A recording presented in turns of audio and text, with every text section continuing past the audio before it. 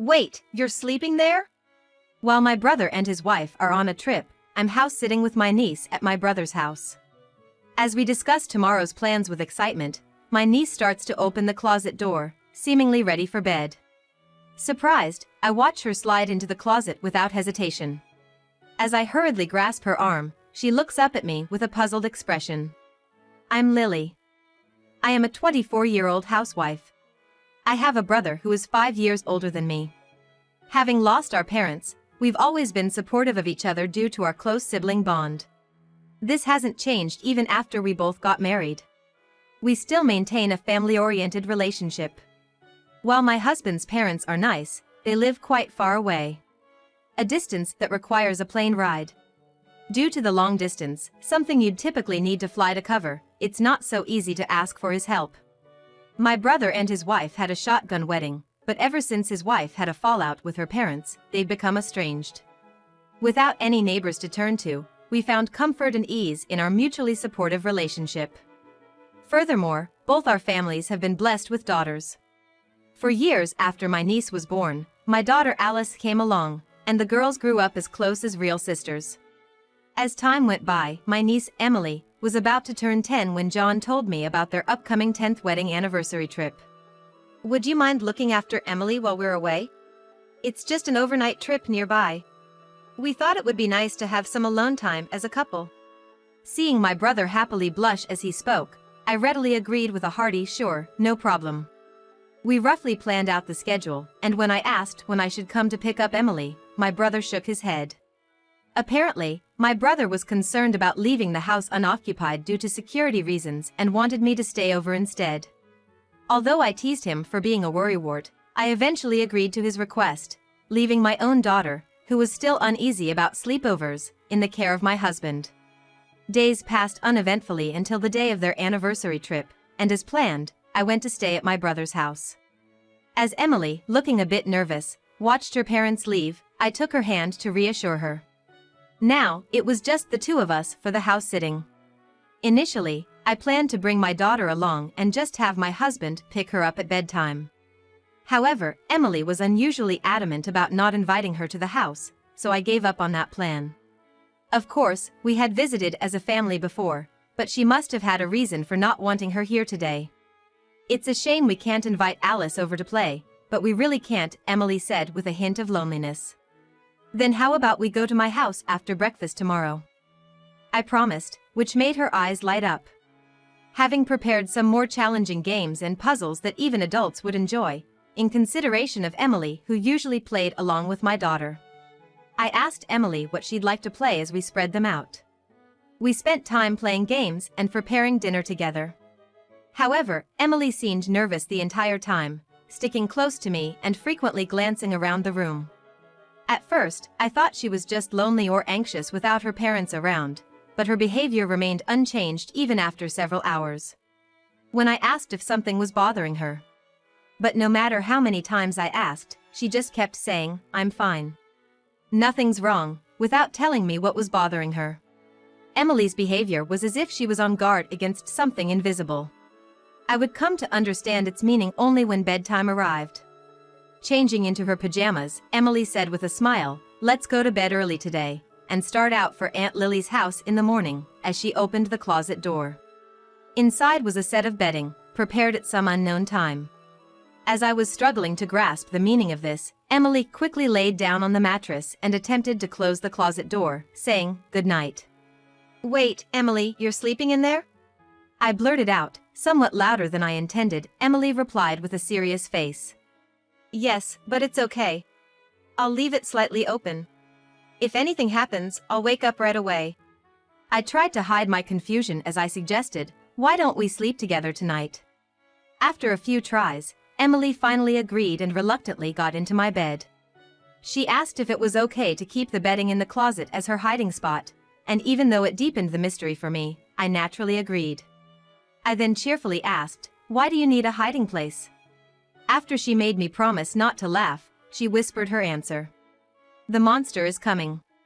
If that were all there was to her story, I would have thought it endearing in the way children are. However, the story that followed was enough to make me believe in the existence of the monster. Emily shivered and clung to my arm. The monster is very scary and clever. That's why it only comes when Daddy is not here. Mommy says I can't leave the closet until she has driven the monster away. She always cries while she's driving it away. I tried to help her once, but it was too scary when it pounded on the closet door. Hugging the trembling Emily, I let out a sigh inside. This monster was probably real. It probably wasn't a ploy to get a night owl kid into bed. I was caught off guard by my sister-in-law's affair, and I didn't know what to do. If the monster was her lover, it wouldn't come to this house when she wasn't here. Still, Emily believes the monster comes on the days when her father isn't home. The evidence was that today, when my brother wasn't around, she kept asking not to invite my daughter over, and never left my side, always keeping an eye on the windows and the front door. Thinking of sweet Emily and my brother who trusts his wife made me angry at my sister-in-law, but I wanted to reassure Emily more than anything else. I squeezed her hand and smiled at her. It's okay because Aunt Lily is here today. The monster is smart, right? So, it might get scared and not come in because it sees a stranger. Also, your mom who's always targeted by the monster is with your dad today, so the monster can't approach her. Still not knowing the true identity of the monster, Emily's face remained clouded with anxiety, and as time passed, she began to fear the monster's imminent arrival. I managed to calm her down as she suggested hiding in the closet together by telling her she could talk to me about anything that bothered her about the monster. I hoped that by addressing each of her concerns one by one, Emily would eventually feel sleepy. However, after hearing another fact from Emily, I couldn't sit still and ended up rushing out of the house with her still in her pajamas. I quickly drove back home, explained the situation to my husband, and then he headed to my brother's house. I had my husband and his friends stay over there. Around 10 p.m. that day, when my husband and his friends had headed over to my brother's house, I received a call from my brother, who was on vacation, asking about Emily's condition. Did Emily go to bed? Forget about your husband and daughter and get some rest yourself. Make sure to lock the doors, okay? Good night. After asking about Emily, my brother's final words were to ensure I locked up and got some sleep. I was sternly told not to leave the house, and I struggled to keep my voice steady. After hanging up, I looked at Emily, who was sound asleep with my daughter and pledged to drive the monster away. The next morning my husband, who had stayed overnight at my brother's house, came back. My body trembled with fear and anger as he told me what happened last night. Relieved that my decision from yesterday had been the right one, I spent the rest of the day at home with Emily and my family, waiting for my brother and his wife to come pick her up. When my brother saw us, he was quick to question why Emily and I had left the house during the night. Why didn't you guys stay at the other house? I told you repeatedly not to leave our home. What were you thinking, going back to your own place after agreeing not to? My brother's strong protest that I had broken my promise was met with a surge of discomfort. I coolly asked him how he knew we weren't home while he was on vacation. My brother then responded, I've given Emily a smartphone with a GPS function. His eyes were evasive as he answered. If that were true, then he wouldn't have insisted so persistently on the phone last night for us not to leave the house. It would have been easy for my brother to verify through the GPS that we weren't at his house. I suppressed the urge to confront my brother immediately and continue the conversation quietly, so the kids in the other room wouldn't hear. By the way, late last night 2 unfamiliar men showed up at your place. Who were they? Why would they come to a house that should only have Emily and me in the middle of the night? Intruders came? I'm glad you're safe. My brother's voice was trembling. But it wasn't out of fear for the intruders or relief that his daughter was unharmed. His gaze darted around as if carefully selecting his words. Hey, about those guys. I pressed my brother further, demanding to know who the suspicious men were. But my sister-in-law cut me off. Perhaps to prevent more questioning, she loudly called Emily over, insisting they leave. As Emily, who had been playing in the other room, timidly showed her face, her mother forcefully took her hand. Suddenly, my brother also changed his demeanor, saying, I'm not forgiving you for this, but we're leaving for today. He started pushing Emily towards the door. My brother and his wife forcefully tried to take Emily, who clearly did not want to leave, back home with them. What? We're not done talking yet. I tried to stop them, but they just ignored me, not even bothering to look back. Emily, resisting her parents, reached out towards me. I quickly pulled her towards me, sheltering her behind my back. Hey! What do you think you're doing? My sister-in-law raised her voice in surprise, letting go of Emily's hand, but I kept Emily behind me, away from my brother and his wife. They spat aggressive words at us and rushed over, fueled by anger. My husband and I were determined not to let them take Emily and managed to force them out of the room. At the front door, waiting police officers swiftly apprehended my brother and his wife. The police tried to calm the disoriented couple, who were clearly not expecting this turn of events. Understanding their predicament, my brother argued, "If you don't give us back our daughter, then you should be the ones getting detained." My sister-in-law added, "They took our daughter from home and locked her up here. Please save Emily right away. You shouldn't be holding me back.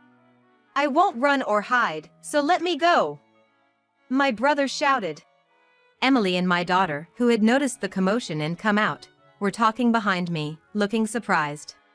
My daughter innocently remarked, "She doesn't seem locked up at all." I'm not sure whether my brother heard her or not, but he turned to Emily and commanded her to come to him in a strong tone. Yet, the severity of her father's demeanor scared her, and she refused to leave my side.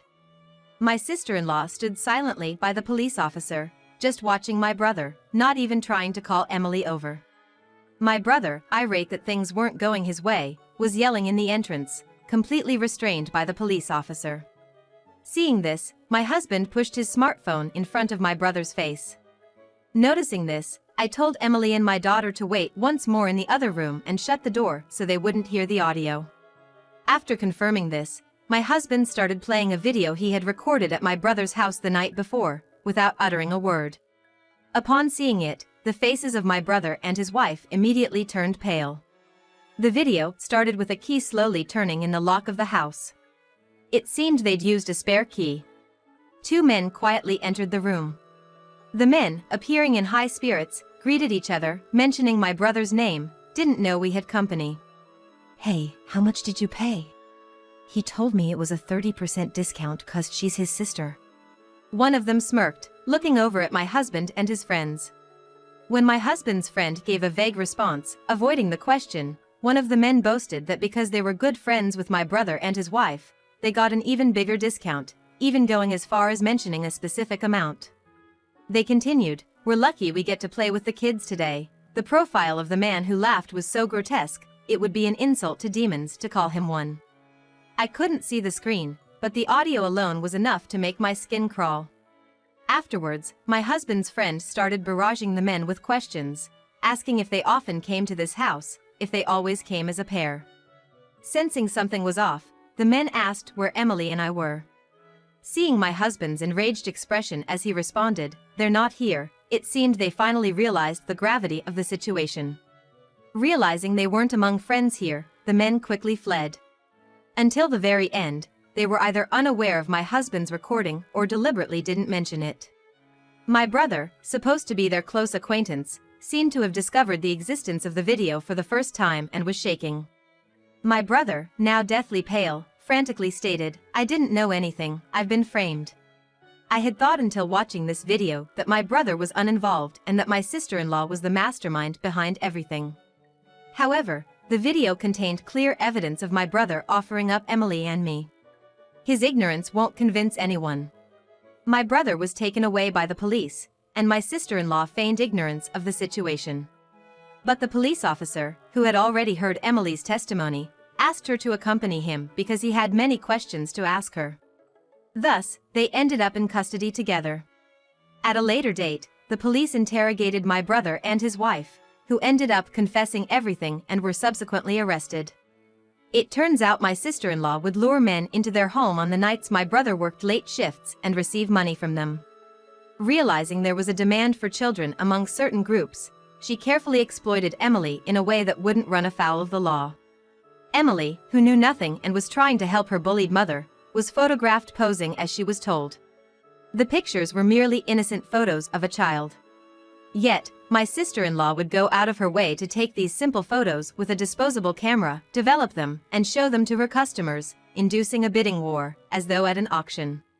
What's more, she only lent out the photos, she never sold them. As despicable as this was, it should have had nothing to do with my husband and me. When my brother became aware of his wife's business, he didn't scold her or protect his daughter. Instead, unbelievably, he started gathering men to become customers. More staff meant more revenue. With such a simple mindset, my brother decided to involve me in the business. Of course, I would never agree to it if he simply asked me. So, my brother thought to force me to work and continued to threaten me by taking photos of the scene. And so, they carefully chose a day when the neighbors wouldn't be around and locked Emily and me in their house. They exchanged the spare key to their home for a large sum of money and went out of town for an overnight trip, just to prove they weren't involved. What my brother and his wife didn't expect was that Emily, who had always obeyed my sister-in-law without question, regretted telling me about the monsters to protect me. Emily didn't understand most of what was happening in the house, but she did understand that the monsters were targeting them.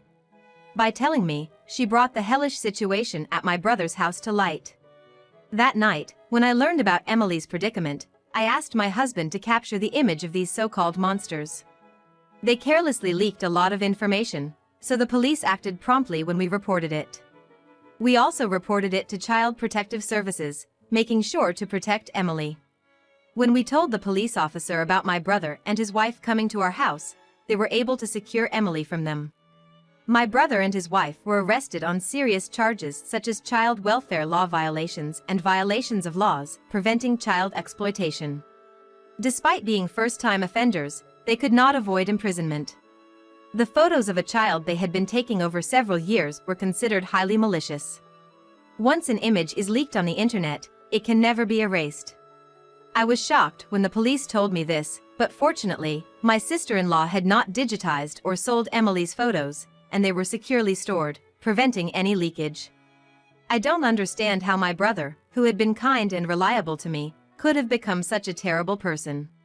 We had been helping each other out as usual until then. The fact that I didn't notice this distortion scares me. Anyway, I want them to face what they've done. Following the arrest of my brother and his wife, the so-called monsters were also brought in for questioning by the police. They apparently argued their innocence, claiming that because their plans had not been successful, they weren't guilty. However, it seems that the discovery of someone else's child's photographs at their residence, and their involvement in other criminal acts confessed by my brother and his wife during their interrogations, led to them also being arrested on multiple charges. After we took care of the monsters lurking in our lives, we went to the Child Protective Services to inquire about Emily's situation. Her parents were arrested, leaving her without anyone to care for her.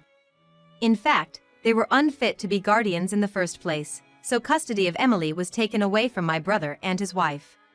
That said, neither my brother nor I have any living parents, and my sister-in-law's family is completely estranged. We learned that if no one from my sister-in-law's family would agree to take her in, Emily would be taken in by foster parents. After talking it over with my husband, we decided to adopt Emily. To me, Emily is not only someone I'm greatly indebted to, but also a girl I've grown to love as my own daughter. The thought of leaving her was simply unbearable. Luckily, my husband agreed and we saw this as an opportunity to move to my in-laws' town. Our daughter, who loves her grandparents and has always wanted an older sister, is overjoyed. She's been excitedly looking forward to the weekend, when she could see her grandparents more often, and now her wish of having Emily, who she adores, as her big sister came true. And as for Emily, who finally got out of the clutches of her abusive parents, she's adapting incredibly well to her new environment as an older sister. It's amazing how resilient kids can be. She's beginning to lead a happy and peaceful life.